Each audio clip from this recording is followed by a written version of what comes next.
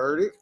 Anyways, man, we're here in the city of ADED, and today we are going to be reacting to a video on one of my childhood favorite sitcoms growing up. Did I do that?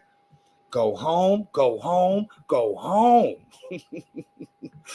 Family Matters, you feel me? And if you read the title, it was talking about Family Matters 20 Secrets Hidden for Decades. So I'm actually intrigued to see what secrets that they've, been hiding for a few decades. So let's start it off like this. If you like the video, make sure you press the like button. Make sure y'all comment, share, subscribe, hit that notification button, and hit the hype stars on YouTube so that way YouTube know that y'all messing with the content. You know what I mean? Other than that, man, I hope y'all having a great Thursday. I'm just trying to keep it easy peasy and focus on making sure that y'all got stuff to laugh and conversate with. I'm about to go ahead and check the YouTube and the Twitch stream. We are live on YouTube and Twitch at the same damn time. Feel me? Shout out Restream.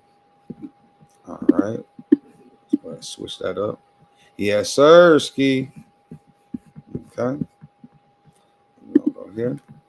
Yep, Family Matters. That part right there. All right, let me check. Make sure we are good on the YouTube.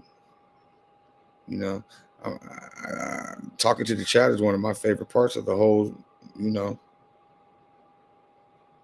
experience here. Lets me know that y'all are actually intrigued and that I'm on the right path. You know what I'm saying? Shout out to all the new subscribers this week.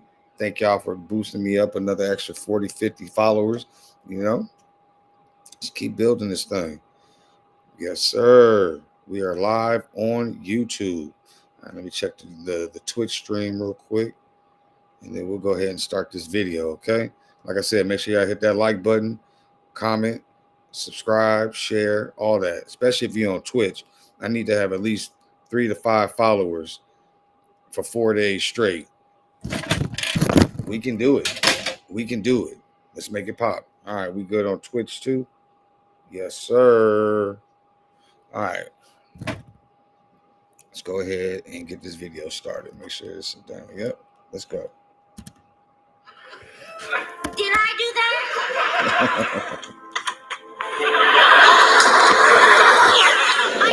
It started as a Perfect Strangers spin-off about a loving family. Then a nerdy neighbor showed up, stole the show, and changed everything. Actors got fired, story arcs vanished, and one star, they walked away and never looked back. These are... If y'all ever used to watch this show, put y'all W's in the chat on Twitch and on YouTube. And if you never watched this show, I don't care if you've never watched this show a day in your life. I think everybody in the world knows who Steve Urkel is, okay? Let's be real. Great show. I loved this show when growing up. 20 secrets about family matters hidden for decades. And the bonus, a character so hated that the writers tried killing him off 3 times. Did I do that? Number 20. Steve Urkel was only supposed to appear once. Winslow, I'm Steve Urkel. That's wild. Steve Urkel was the star of the show. If he wasn't there, I don't think that show would have been what it would have been. You feel me? Needed him. Like some cheese. Is Laura ready for the dance? Wow, are you wearing a bra? When Jaleel White auditioned for a 1-episode role in season 1, nobody expected what would happen next. The character of Steve Urkel was written as a minor annoyance, a nerdy neighbor who'd ask Laura Hold on. We got a commercial going on. Winslow to the dance, get rejected, and disappear forever. White showed up wearing suspenders, oversized glasses, and brought a nasally voice that made the producers laugh uncomfortably. They weren't sure if it was funny or just weird. But when they filmed the episode in front of a live studio audience, something unprecedented happened. The crowd went absolutely insane. Every line Urkel delivered got massive laughs. His catchphrase, "Did I do that?" brought the house down. Mm-hmm. Between takes, audience members were literally standing and applauding for a character they'd just met. The producers watched from the control booth in stunned silence. realizing they'd accidentally created something special. They brought White back for another episode, then another. By the end of season 1, Urkel had appeared in a dozen episodes. By season 2, he was appearing in every episode. And by season 3, the opening credits had been redesigned to feature him prominently. What was supposed to be a single throwaway appearance became the center of the entire show, transforming Family Matters from a family sitcom into the Steve Urkel show. And nobody, especially not Jaleel White, saw it coming. Number 19. Reginald VelJohnson was promised a different show. I'll have a cruller, please, and a cup of coffee. Black. A cruller. So what's this about? Well, Reginald VelJohnson signed on to Family Matters with specific expectations. He'd played Carl Winslow in Perfect Strangers and was offered a spin-off centered on his character, a Chicago police sergeant balancing work and family life. The pitch was serious, a show that would tackle real issues facing Black families, explore policing from an insider's perspective, and showcase a strong father figure. VelJohnson loved the concept. He'd spent years playing supporting roles and finally had a chance to lead a meaningful show. The first season matched that vision. Episodes dealt with Carl's job stress, teenage pregnancy scares, and financial struggles, real problems handled with heart and humor. VelJohnson poured himself into the role, drawing on his own experiences and bringing depth to Carl Winslow. Then Steve Urkel arrived, and everything changed. Suddenly, episodes weren't about Carl's He was one of the best TV dads ever. life, but about Urkel's latest invention, destroying the Winslow house. Carl became a punching bag for slapstick comedy, his character reduced to yelling at a nerdy kid. VelJohnson watched helplessly as the show he'd signed up for disappeared, replaced by something unrecognizable. He approached producers multiple times asking to return to the original concept. They refused, pointing to ratings that skyrocketed with Urkel. VelJohnson was trapped in a contract, forced to watch his show become someone else's. The bitterness never fully left him. Even as Family Matters became one of ABC's biggest hits. So all those scenes where you seen Carl Winslow just not liking Urkel, he really didn't like him, which is why it was so believable. Whenever they show, I'm pretty sure they're going to show a clip with him telling Urkel to go home. Go home, go home, go home. I thought he was really bad at him. Number 18. Jaleel White was bullied by adult cast members. Urkel, why don't you ever knock?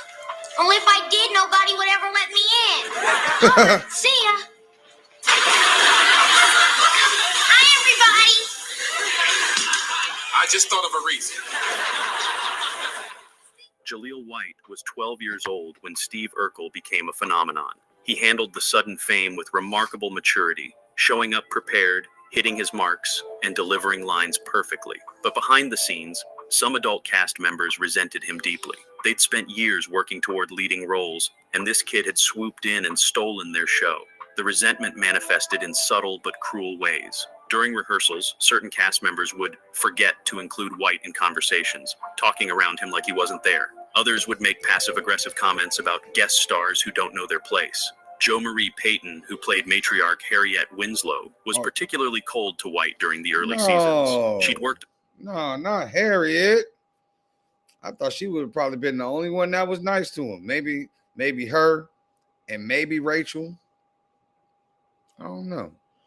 That sucks.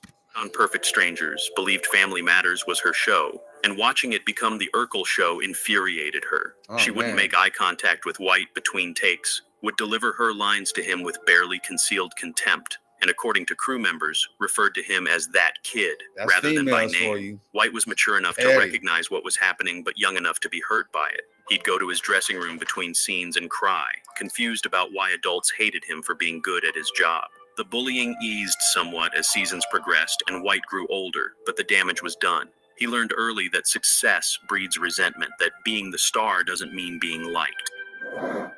Number 17, the transformation chamber was built because Jaleel White demanded it. Steve!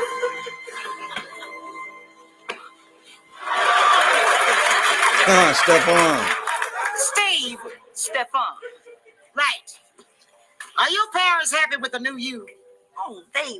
By season 4, Jaleel White was exhausted. He'd spent 3 years playing one character, the same nerdy persona, episode after episode, and he was bored. White was a talented actor capable of range, but Steve Urkel offered no variety. He approached producers with a request: let me play other characters. They were hesitant, worried that changing Urkel would alienate the audience, but White had leverage. The show depended on him entirely, and he knew it, so they compromised, creating the Transformation Chamber, a ridiculous machine that temporarily turned Steve Urkel into Stefan Urkel, a smooth, Stefan cool Urkel. alter ego. It was scientifically absurd, completely illogical, but it gave White what he wanted: variety. As Stefan, he could play romantic scenes differently, use a different voice, and explore different physicality. The Transformation Chamber became a recurring plot device, and White eventually played multiple characters: Urkel, Stefan, Myrtle Urkel, and others. Each new character was White's attempt to prove he was Hey, more be than quiet. the nerd. But here's the irony. Audiences never Sorry about that. embraced My dog Stefan over the here way they yelling loved at me. Urkel. The transformation episodes had lower ratings. Fan mail decreased when Stefan appeared too much. White no, fought it's for okay. artistic growth, but viewers wanted the same character they'd fallen for. So the show kept returning to Urkel, and White kept playing him, trapped by his own success in a role he'd grown to resent. Number 16. Judy Winslow disappeared with... Yeah, before we get into Judy. So it's crazy because all the things that made the show a hit were things that they were fighting against. And that's crazy to show, Jaleel White, even as a young kid, he had so much range that they had to bend the knee and give him what he wanted so he could be able to, spread his wings. He didn't want to be a nerd all the dang time. I understand that. Without explanation. Lo, what's 8 times 9? 72. Lo, what's 91? Jamie Foxworth played Judy Winslow, the youngest daughter of the family, for the show's first 4 seasons. She was there from the beginning, a regular cast member with her own storylines and character development. Then, after season 4, she vanished. Not written off with an explanation, not sent away to college or relatives. Just gone. Episodes in season 5 continued as if Judy had never existed. The family suddenly had 2 kids instead of 3 and nobody mentioned it. No goodbye episode, no acknowledgement, nothing. For viewers, it was bizarre and disorienting, but for Foxworth, it was devastating. The producers called her into an office before season 5 and simply told her she was no longer needed. The show was refocusing on Steve Urkel and older characters, and Judy didn't fit anymore. She was 14 years old, fired from a successful show with no warning and no chance to say goodbye to cast members And now who'd she become on like family. OnlyFans. Foxworth struggled massively Get out, after get out. Family Matters. She couldn't book other roles because casting directors saw her as the disappeared kid from that sitcom. Her family faced financial hardship, having budgeted around her income. She fell into depression, I know she made didn't like choices she Urkel later then. regretted, and spent years trying to rebuild a life that had been derailed. The cruelest part was that the show continued successfully without her, proving to Foxworth that she'd been completely disposable all along. Number 15. Kelly Shanigan Williams fought constantly with directors. Little creep, Suzette? Hold on real quick. I got freaking...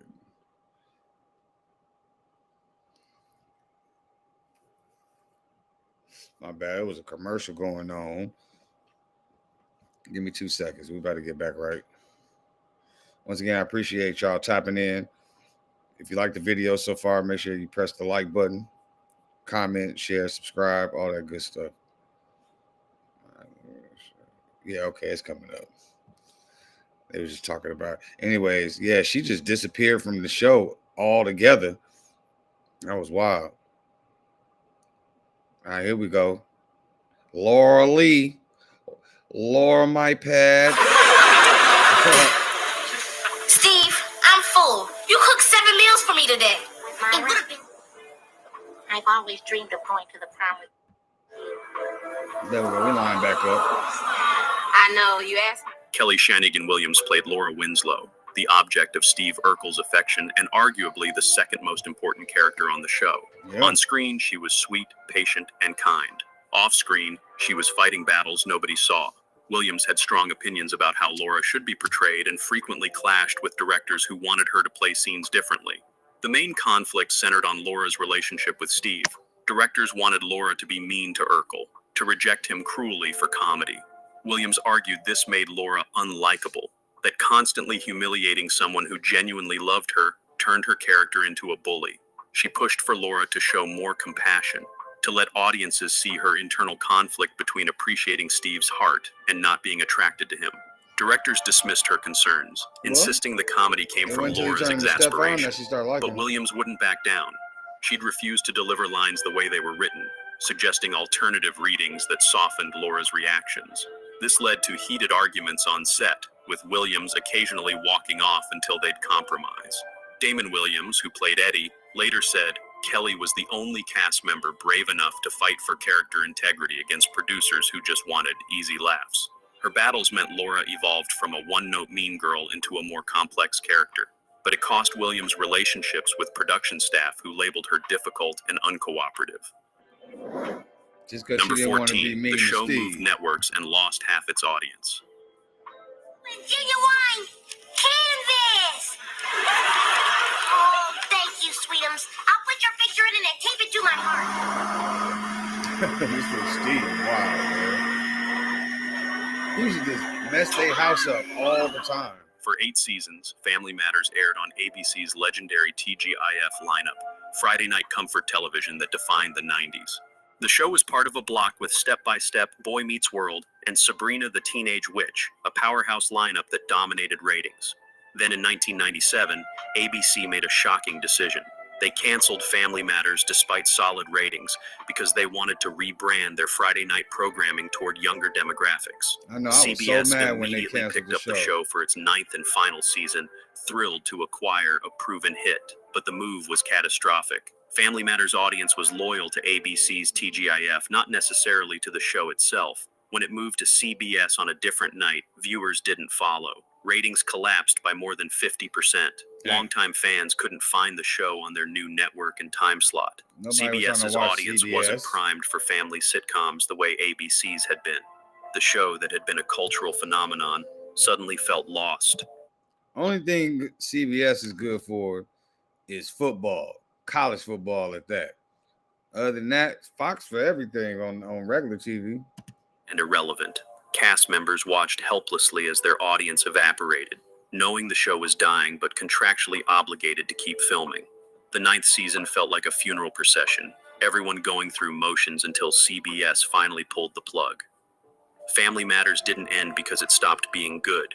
It ended because network politics destroyed what ABC had built over nearly a decade. Number 13, Damon Wayans was almost cast as Steve Urkel. Get out of here.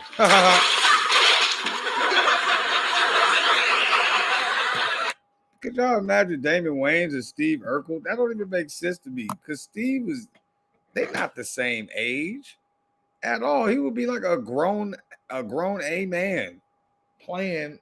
That don't make sense. It don't make sense to me. Let's hear. That will make me cool. Oh, will you? Hold on. We got a commercial here.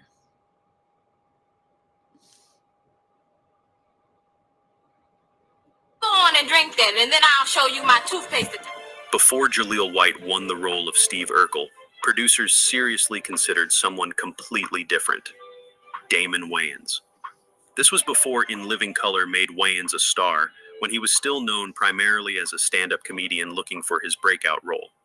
Wayans auditioned with his own take on the nerdy character, bringing physical comedy and a high-pitched voice similar to what White would eventually use. Producers loved his energy and comedic instincts. He made it to final callbacks, competing against White and a few other actors. The deciding factor came down to age and availability. Right.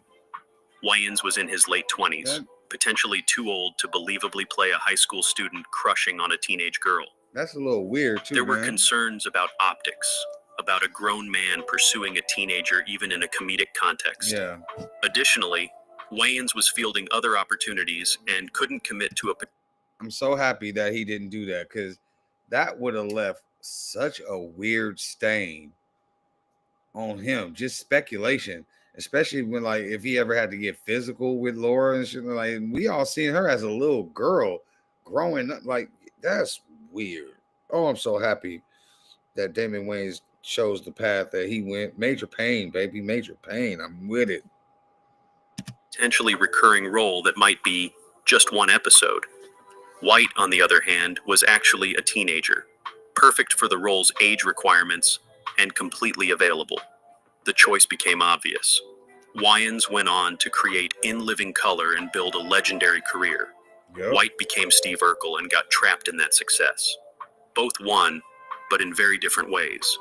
And occasionally people wonder what Family Matters would have looked like with Wayans' more adult, edgier comedy style behind those iconic suspenders. Yeah, that would be Number weird. 12. The Urkelbot episodes were accidents that became canon.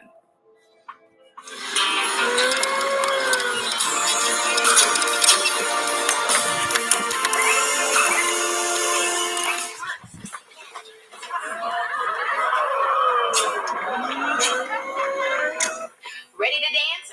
The Urkelbot, a robot duplicate of Steve that became a recurring character, was never supposed to exist. It started as a one-off joke in a single episode where Urkel built a robot version of himself to attend school while he did something else. The prop department created a crude costume, just enough to sell the gag for one scene. But when they filmed it, Jaleel White had an idea. He performed the robot with exaggerated mechanical movements and a monotone voice that killed with the studio audience. The laughs were so big that producers immediately asked writers to bring the Urkelbot back. The Urkelbot. prop department panicked because they'd built the costume as a disposable one-episode thing, but they managed to refurbish it for a second appearance, then a third. Suddenly, the Urkelbot had a recurring role, appearing in multiple episodes per season. It became one of the show's most popular running gags, with White playing both Steve and the robot in split-screen scenes that required precise timing and technical coordination. The absurdity of a teenager building a fully functional robot duplicate was never questioned or explained. Nope. It just became part of Family Matters reality, a show that had long Yeah, abandoned that fool any Urkel was pretense of smart as realism hell. in favor of whatever made audiences laugh. What started as a throwaway prop became canon, proving that sometimes accidents create the most memorable moments. Number 11. Jo Marie Payton walked off the show. During final season, I got us 2 luxury box seats at the Bears-Packers football game. How sweet. Jo Marie Payton had been with Family Matters since before it was Family Matters, playing Harriet Winslow first on Perfect Strangers. She was the matriarch, the heart of the family, and by all rights should have remained. Yeah, that's crazy. I never even knew that the original show was a spinoff for Carl Winslow. What he said? Heart of the City or some crap like that. I don't know. I'm gonna go check that out just because. Central to the show's identity. But by season 9, Peyton had reached her breaking point. The show had become completely unrecognizable from what she'd signed up for. Every episode centered on Urkel's latest ridiculous adventure, while the Winslow family became background players in their own show. Peyton's role had diminished to the point where she'd have maybe 3 lines per episode, usually just reacting to Urkel's chaos. She approached producers multiple times, asking for better material, for storylines that featured Harriet, for anything that would make her feel like more than a prop. They promised changes that never came. So midway through the final season, Peyton simply stopped showing up. She walked off set and didn't return. Damn. Producers scrambled, writing Harriet out by saying she was visiting relatives, and filmed the remaining episodes without her. For the series finale, Damn, Harriet. one of television's most important family sitcoms, the mother figure was completely absent. Peyton later said she had no regrets, that staying would have meant sacrificing her dignity for a paycheck. But the absence spoke volumes about how thoroughly Steve Urkel had consumed and destroyed the show's original foundation. Honestly, they sound like a bunch Number of 10. haters. Jaleel White's voice was permanently damaged. Did I do that?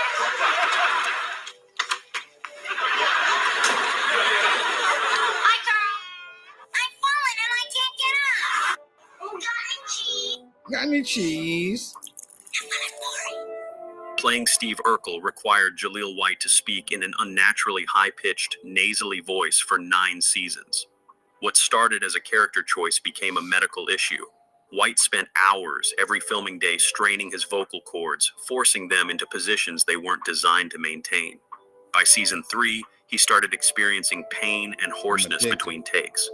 By season 5, he was seeing specialists who warned him about permanent damage. The doctors told him to stop using the Urkel voice or risk losing his natural voice entirely. But White was trapped. The show depended on that voice, and his contract required him to perform the character as established. So he kept going, working with vocal coaches who taught him techniques to minimize damage, doing warm-up exercises before every take, drinking special teas, and using lozenges constantly. But the harm was already done. White's natural speaking voice changed permanently, developing a slightly higher pitch and a raspier quality than before the show. He can't speak in his original pre-Urkel voice anymore because those vocal cords were altered by years of strain. Gone. In interviews, White discusses this matter-of-factly, without bitterness, acknowledging it as the price of success. But it's a stark reminder that physical comedy isn't the only performance that takes bodily tolls. Sometimes the damage is internal and permanent. Number 9. The show tackled gun violence, then backed away. Me, We halfway through the video. They got 20 secrets. Rachel, I want to thank you for making me feel so welcome. Oh, Jimmy. In Season 4, Family Matters aired one of its most powerful episodes. A friend of the Winslow family was killed in a drive-by shooting, and the show dealt seriously with gun violence affecting Black communities. The episode was heartbreaking, well-written, and earned critical praise for handling a difficult topic with sensitivity. Reginald VelJohnson gave an Emmy-worthy performance as a grieving father figure struggling with senseless loss. The episode resonated deeply with audiences who'd experienced similar tragedies. Then the network saw the ratings. The serious episode had significantly lower numbers than typical Urkel-heavy episodes. Advertisers complained about the dark subject matter being inappropriate for family viewing, so producers made a decision: never go that serious again. Future seasons abandoned meaningful social commentary entirely, retreating into pure slapstick and science fiction absurdity. Writers who wanted to address real issues were told explicitly that Family Matters was an escapist comedy, not a platform for social messages. The gun violence episode became an anomaly, proof that the show could handle depth but chose not to. Years later, cast members expressed regret about this direction. They believed Family Matters had a responsibility to address issues affecting its primarily Black audience, but commercial concerns overruled artistic integrity. The show that could have been important settled for being merely profitable. Number 8. Rosetta Lenoir's health declined, but she refused to quit. Your mother hasn't liked Frank since he took Est.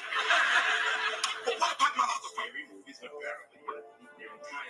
If you didn't love Grandma, you's a weirdo.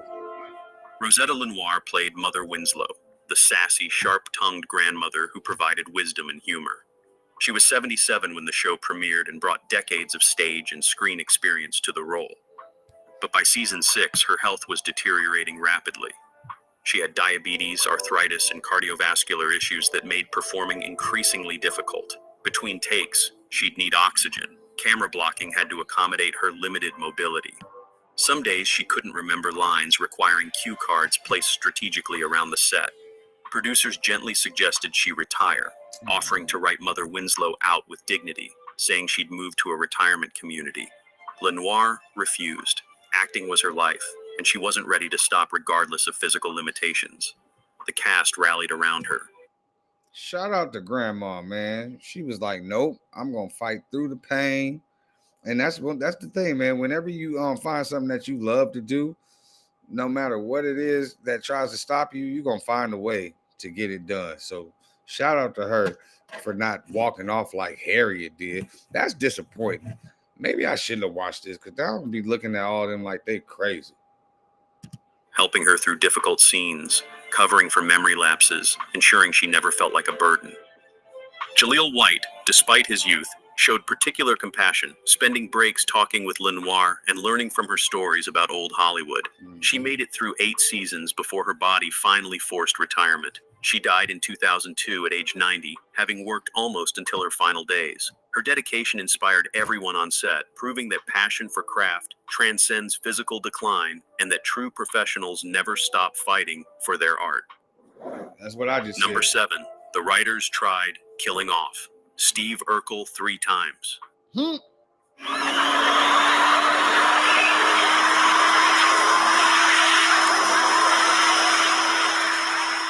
By By season 6, the writing staff was desperate. They'd written hundreds of Urkel episodes and couldn't think of anything new. The character had become a creative prison, limiting what stories they could tell. So they pitched the unthinkable, kill off Steve Urkel. The first attempt involved a serious car accident where Urkel would die, teaching the Winslows to appreciate people while they're alive. Network executives rejected it immediately, horrified at the idea of killing their most popular character. The second attempt was a science experiment gone wrong, Urkel accidentally erasing himself from existence. No. Again rejected, this time because it was too dark for the show's tone. The third attempt came in season 8, a storyline where Urkel would permanently transform into Stefan Urkel, effectively killing the original character while keeping Jaleel White employed. This nearly happened. Scripts were written, episodes planned. Then, test audiences reacted so negatively that producers abandoned the idea. Every attempt to eliminate Urkel failed because, commercially, he was untouchable. The writers were stuck, forced to keep recycling the same character dynamics for 9 seasons. Some of the show's worst episodes came from this creative exhaustion, writers going through motions with a character they'd grown to resent but couldn't escape. Number 6. Waldo. Sean Harrison was written out due to budget cuts. I was wondering what happened to Waldo. Ah, shoot. I left my wallet in my underpants. Wow, that old excuse. Sean Harrison played Waldo Faldo, Eddie's Waldo dim-witted best Faldo. friend who became a fan favorite for his innocent stupidity and genuine heart. Harrison brought warmth to a character that could have been just a dumb joke, making Waldo lovable rather than pathetic. He appeared regularly through season 8, becoming part of the show's fabric. Then, suddenly, in season 9, Waldo vanished without explanation. No goodbye, no send-off, just absent. The reason was purely financial. When CBS picked up the show, they demanded significant budget cuts. The cast was too expensive, especially with Jaleel White commanding top dollar. Something had to give, and recurring characters became expendable. Harrison was informed his services were no longer needed. He wasn't fired for poor... Give me 2 seconds, y'all. My dog is being very rude right now. I'm going to let her back in the house before I end up biting her ear off. Let's go.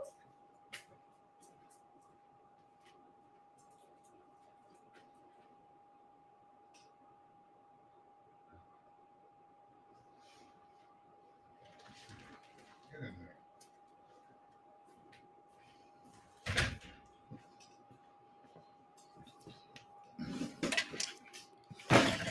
there. And I'm back. performance or creative reasons. Simply put, CBS didn't want to pay him. Harrison took it professionally but was devastated. Family Matters had been his big break, and losing it felt like career suicide. He struggled to find work afterward, typecast as the dumb friend, unable to book serious roles. Years later, he spoke about feeling disposable, how quickly the industry discards actors when budgets tighten. His absence in season 9 is noticeable, leaving Eddie without his comedic foil and removing one of the show's gentler sources of humor. Yeah, that was Eddie's best friend. Number 5. The show's final episode wasn't meant to be final. Steve! Oh, hi. I was waiting for you. Come over here, sit down, we can talk.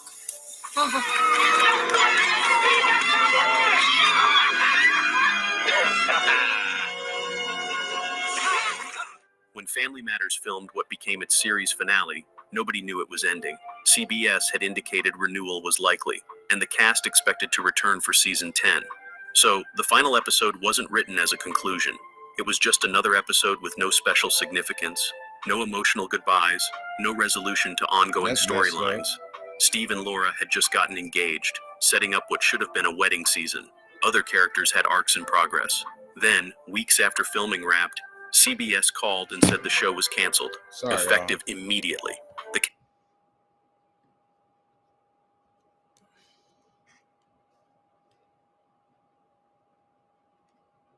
There we go. Cast learned through news reports before receiving official notification. They never got to film a proper ending, never got closure for characters they'd played for nearly a decade. The finale that aired was a random episode that happened to be last, leaving fans confused and unsatisfied. Jaleel White later said this was the cruelest part of the cancellation. They'd given 9 years to this show and weren't allowed to say goodbye properly.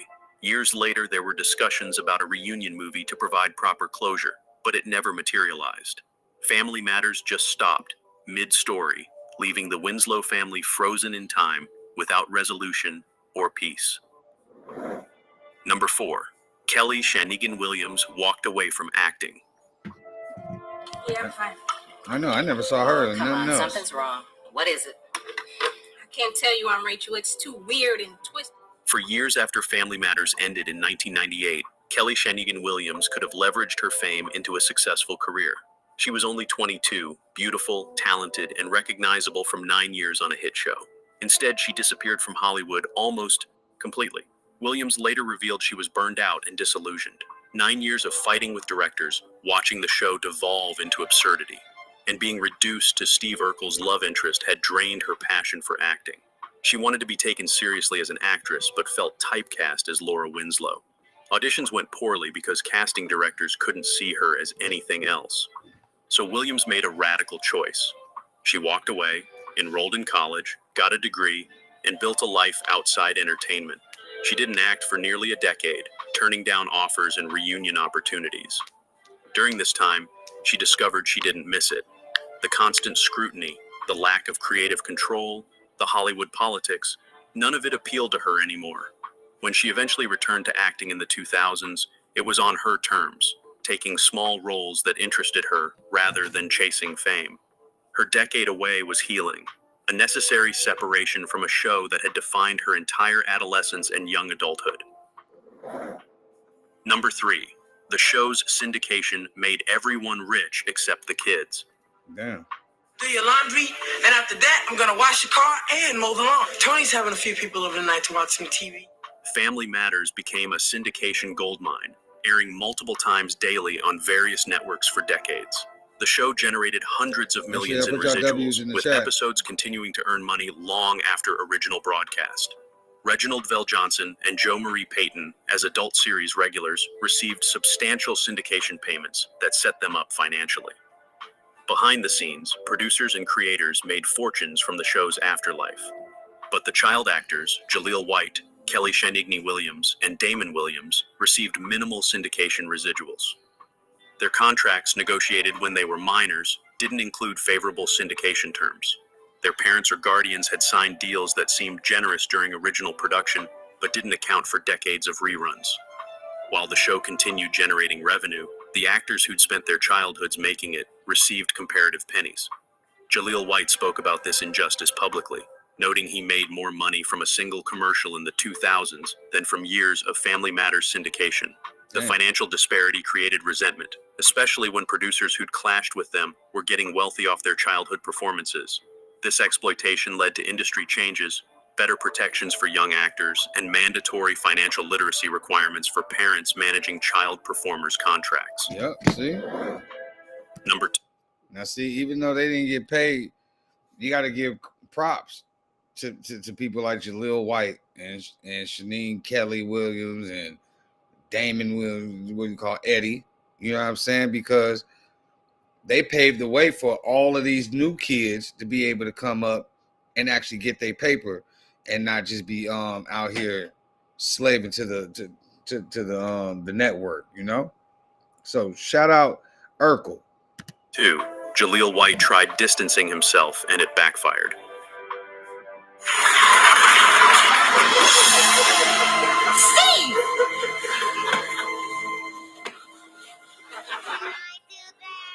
I'm falling and I can't get up. Got any cheese? After Family Matters ended, Jaleel White desperately wanted to escape Steve Urkel. He took roles specifically chosen to show range: a rapper in a music video, a dramatic turn in an indie film, hosting gigs where he appeared nothing like his sitcom character. He gave interviews insisting he wasn't Urkel, that he was a serious actor with range. He refused to wear the glasses or do the voice at public appearances. The strategy backfired spectacularly. Audiences felt rejected, like White was ashamed of the character they loved. Casting directors saw him as difficult, an actor refusing to embrace his most successful role. Job offers dried up. When White finally appeared at a convention in character, the response was overwhelming. Fans lined up for hours, expressing how much Urkel had meant to them. White realized something important. Steve Urkel wasn't his enemy. The character had given him opportunities most actors never receive. By running from it, he was running from his own success. Household name, He started man. embracing Urkel again, doing the voice occasionally, wearing the costume for special events, and acknowledging the character's importance. His career improved immediately. He landed roles on Dancing with the Stars and other shows specifically because of Urkel nostalgia.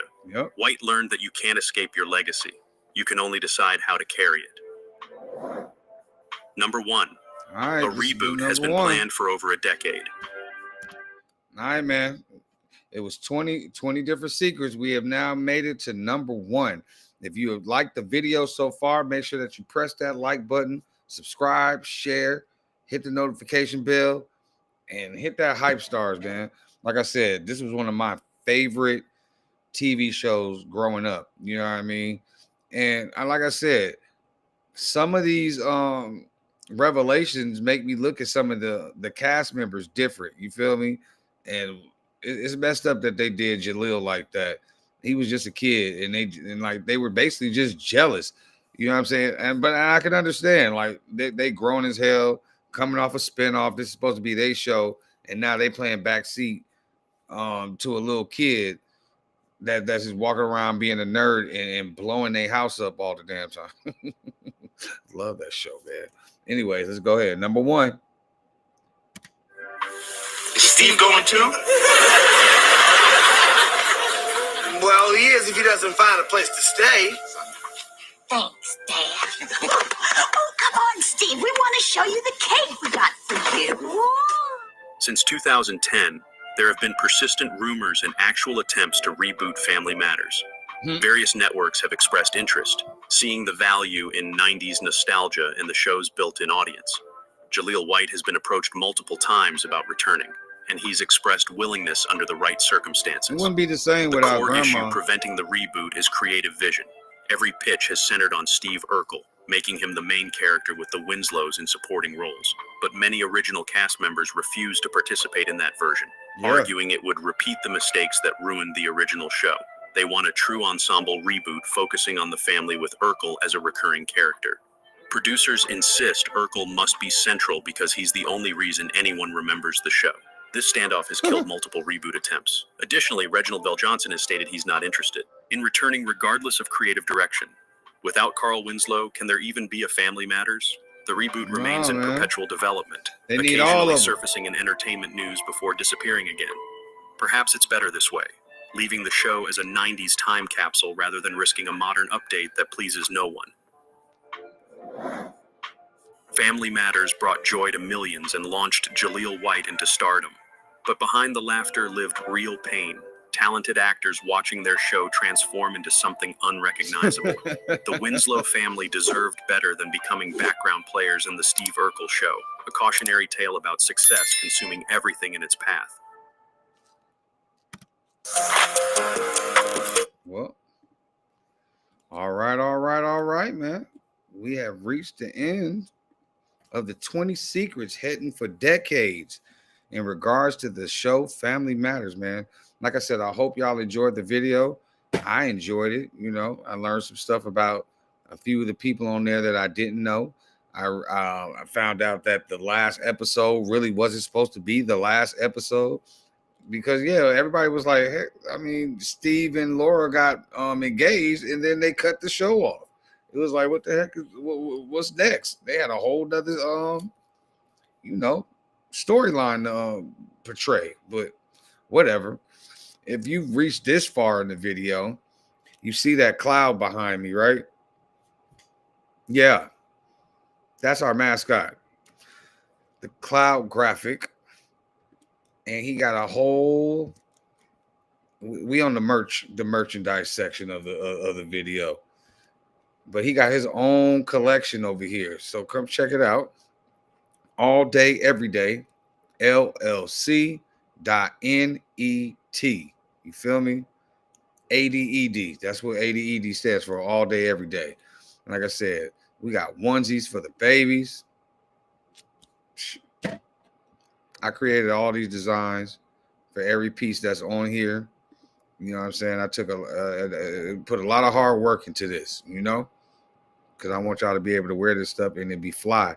But we got purses, long sleeves, bikinis for the ladies, socks, backpacks, which are my favorites, shirts, shirts for the kids, zip up jackets. That's a very nice one right there. My cousin loves that jacket. Let me see. One of my favorite hoodies, the 80 ED midweight. I got this one in white. Yeah, this thing hard. It's a unisex sweater. I've had it, since the beginning. It's still gleaming. This is an actual embroidered patch here. You feel me? If it ain't on the sleeves, it ain't official. All day, every day. You know what I mean? Just something clean, man. Y'all go ahead and mess with your boy. All day, every day. LLC.net. You feel me? Hold on, real quick. Stop sharing the screen so y'all can see what I got going on. Yeah, there we go. Give me 2 seconds, y'all. All right. Anyways, hope y'all had a great day. It's 11:47 p.m. here in California, which means that is 2:47 on the East Coast. Appreciate y'all tapping in and entertaining my silliness. Until next time. You have now tuned in with your favorite